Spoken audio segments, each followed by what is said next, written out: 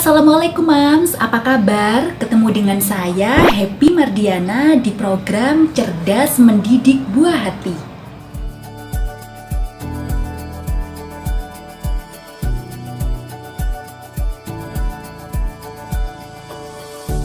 Sebelum menonton video saya, silakan klik tombol subscribe serta lonceng yang ada di sampingnya supaya Mams tidak ketinggalan video-video berikutnya. Oh ya Mams, mohon maaf sebelumnya ya kalau suaranya di sini bising. Ini karena saya sedang berada di teras rumah sambil nyantai. Boleh dong ya saya sambil sharing-sharing seputar perkembangan anak-anak. Oh ya Mams, saya sering mendengar curhatan Mams di luar sana yang galau dengan perkembangan anaknya. Dan yang paling banyak saya dengar tentang speech delay. Ya, speech delay ya Mams ya, atau keterlambatan berbicara. Mams mau tahu info lengkapnya? Jangan kemana-mana ya Mams, simak terus video saya sampai selesai supaya Mams benar-benar paham dan bisa mengenali tanda-tanda speech delay pada anak sesuai dengan topik saya hari ini. Speech delay atau keterlambatan berbicara bisa disebabkan karena berbagai hal Mams, yaitu gangguan pendengaran, retardasi mental, gangguan bahasa, autis, serta gangguan pada organ mulut. Tapi bisa juga loh Mams, speech delay disebabkan karena riwayat penyakit yang pernah diderita anak seperti meningitis yang bisa mempengaruhi perkembangannya. Tapi Mams nggak perlu panik dulu ya, karena pada anak laki-laki berbicaranya cenderung lebih lambat daripada anak perempuan. Dan Mams nggak perlu memvonis dulu bahwa anak itu mengalami speech delay sebelum Mams kenali ciri-cirinya. Oh ya Mams, berbicara soal anak laki-laki dan perempuan, Mams di sini perlu tahu dulu jika perkembangan otak mereka itu tidak sama. Kalau pada anak perempuan, otak kanan dan kirinya itu berkembang bersamaan ya Mams ya. Sedangkan pada otak laki-laki, anak laki-laki ya, otak kanannya terlebih dahulu yang berkembang. Tetapi otak kanan anak perempuan kalah dengan otak kanan anak laki-laki, dan otak kiri anak laki-laki kalah dengan otak kiri anak perempuan. Sekarang saya perjelas dulu ya Mams, kalau otak kanan itu adalah otak imajinatif, rileks, kreativitas, otak benda, dan otak bergerak. Sedangkan otak kiri adalah otak berbicara, logika, hitung-hitungan atau matematika, dan otak rasional. Makanya Mams gak perlu heran kalau anak laki-laki itu lebih santai ya daripada anak perempuan, dan lebih suka bermain serta cenderung cuek Mams. Mams yang punya anak laki-laki dan perempuan pastinya bisa membedakan dong ya dalam hal berbicara.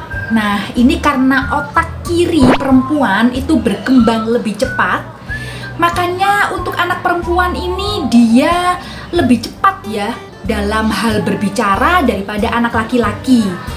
Anak perempuan saja di usia 2 tahun itu celotehnya banyak ya Mam ya, dan cenderung lebih banyak dibandingkan anak laki-laki.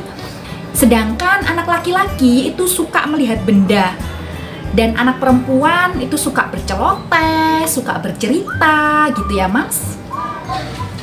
Nah terus bagaimana dong dengan ciri-ciri speech delay itu? Di sini Mams perlu mengenali jika yang pertama, di usia sampai 12 bulan si kecil tidak bisa babbling ya. Artinya babbling itu dia belum bisa mengucapkan baba-baba, dada-dada, mama-mama, atau papa-papa. Dan si kecil juga tidak mengikuti gerak-gerik kita yang merawat atau orang-orang di sekitarnya. Biasanya nih Mams, untuk anak usia 1 tahun, kalau orang di sekitarnya dada gitu ya, dia ikutan Mams. Kalau anak speech delay, dia cenderung diam saja.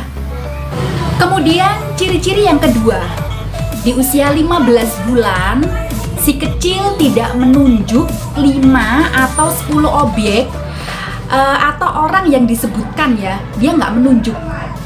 Dan tidak mengucapkan minimal 3 kata. Ini contohnya ya, kalau Mams bingung. Kalau pada anak normal di usia 15 bulan, jika ditanya, mana mamanya dek? Papanya mana? Utinya mana? Dan sebagainya, dia nunjuk Mams. Gitu ya. Perlu diwaspadai kalau anak hanya diam saja Mams. Nah, kalau pada anak laki-laki, karena otak kanannya tadinya berkembang lebih dulu, kalau dia pas lagi main atau melihat benda, dia fokus. Sehingga kalau misal ditanya, dia di awal nggak ngerespon gitu ya. Dia fokus pada benda yang dilihatnya. Nggak apa-apa Mams seperti itu, karena ya dia fokus itu tadi ya. Makanya anak laki-laki di sini perlu disentuh kalau kita ingin mengajaknya berbicara. Yang ketiga, ciri-cirinya, jika di usia 18 bulan, si kecil tidak bisa sama sekali mengatakan mama, papa, dan dada. Gitu ya. Makanya penting sekali Mams merawat anak kita sendiri, bukan anak dititipkan ke asisten rumah tangga, sementara orang tuanya kalau di rumah juga kerjaannya main HP melulu ya.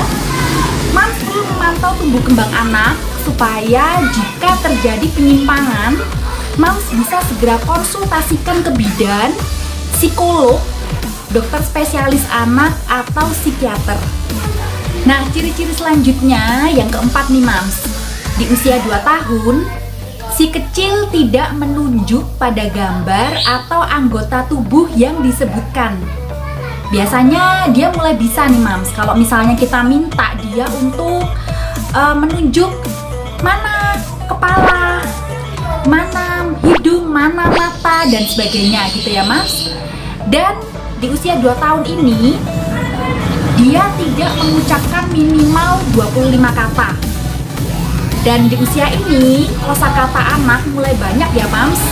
Kita biasanya melihat anak usia 2 tahun itu mulai cerewet, terutama pada anak perempuan. Ciri-ciri berikutnya yang kelima, yaitu di usia 3 tahun, anak tidak memahami perintah. Dan di usia ini ya, kosakatanya itu sedikit ya, kurang dari 200 kata. Dan dia tidak bisa menyebutkan apa keinginannya. Padahal harusnya bisa Mams untuk anak usia 3 tahun ya. Dan di usia anak 3 tahun ini ya Mams ya, biasanya anak itu kalau misalnya dia minta sesuatu ya, dia bilang ya, dia misalnya ingin coklat ya, atau es krim, nah atau mainan ya. Nah, dia akan bilang ke kita ya, dia akan menunjuk paling enggak ya, atau merengek seperti itu ya. Jadi berbahagialah Mams kalau punya anak yang aktif bertanya, aktif berbicara, aktif bergerak.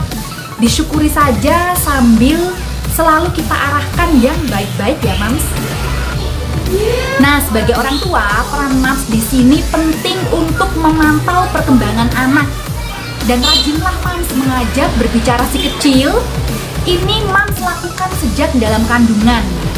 Dan ketika anak lahir, Mams sering-sering bacakan ayat Al-Quran, bacakan buku cerita, sering-sering ajak anak ngobrol, karena itu semua menjadi bekal anak dalam perkembangan bicara dan bahasanya nanti.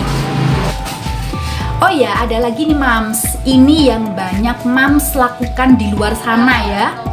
Ketika anak banyak bicaranya, seringkali Mams itu mengkat ya, atau memotong dengan menyuruh anak diam ya. Adik, diam gitu ya. Kakak, diam, jangan banyak ngomong. Nah, seperti itu nggak tepat sekali Mams. Kemudian kalau anak banyak bertanya nggak dijawab, menyedihkan ya Mams ya. Kita semua wajib mengupayakan supaya perkembangan anak-anak kita itu berkualitas. Oke Mams, itu tadi sharing dari saya tentang speech delay.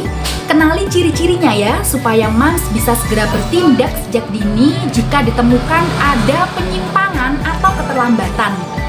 Semoga vlog saya ini bermanfaat. Terima kasih, jangan lupa subscribe, like, komen, dan share. Wassalamualaikum warahmatullahi wabarakatuh.